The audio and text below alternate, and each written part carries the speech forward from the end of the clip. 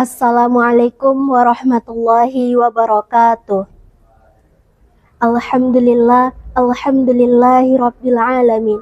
Assalatu wassalamu ala asyrafil anbiya'i wal mursalin wa ala alihi wa sahbihi ajmain. Asyhadu an la ilaha illallah wahdahu la syarikalah wa asyhadu anna Muhammadan abduhu wa rasuluh allazi la nabiyya ba'da amma ba'd. Pertama dan yang paling utama dari segala apa yang kita anggap utama di dunia yang bersifat fana ini, marilah terlebih dahulu kita panjatkan puji beserta syukur kita atas kehadirat Allah Subhanahu wa Ta'ala yang telah menciptakan rasa cinta di antara kita, termasuk rasa cinta terhadap semua makhluknya. Salawat beriringkan salam tidak lupa-lupanya kita kirimkan kepada Habibana wa Nabiyana Muhammad sallallahu alaihi wasallam. Semoga tercurah limpahkan pula kepada sahabat dan pengikutnya, termasuk kita yang hadir pada kesempatan kali ini. Amin amin ya rabbal alamin. Pada kesempatan ini saya akan membawakan sebuah pidato yang berjudul Kesabaran. Hadirin wal hadirat rahimakumullah. Sabar berasal dari bahasa Arab yakninya sobaro, yang berarti menahan.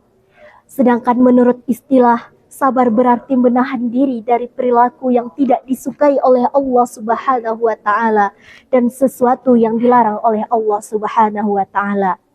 Sabar bukanlah teori, melainkan suatu ilmu yang kita dapat melalui tindakan secara nyata. Dan seseorang yang menerangkan tentang sifat sabar itu, belum tentu orang tersebut memiliki sifat sabar tersebut. Diibaratkan seorang guru yang menerangkan suatu negara kepada anak didiknya, belum tentu guru itu pernah ke negara tersebut. Hadirin wal hadirat rahimakumullah. Di dalam Islam, sabar terbagi menjadi beberapa bagian. Yang pertama, sabar dalam menjalankan ketetapan dan perintah Allah Subhanahu wa Ta'ala, di mana Allah telah menjanjikan surga bagi hamba-hambanya yang bersabar.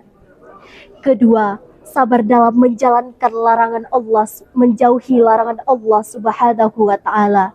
Serta yang ketiga, sabar dalam menjalankan ketetapan yang telah ditetapkan oleh Allah Subhanahu wa Ta'ala. Hadirin yang berbahagia, sabar juga termasuk ke dalam rukun iman yang terakhir. Oleh karena itu hadirin, kita sebagai umat Islam sudah sepantasnya lah kita memiliki sifat sabar tersebut.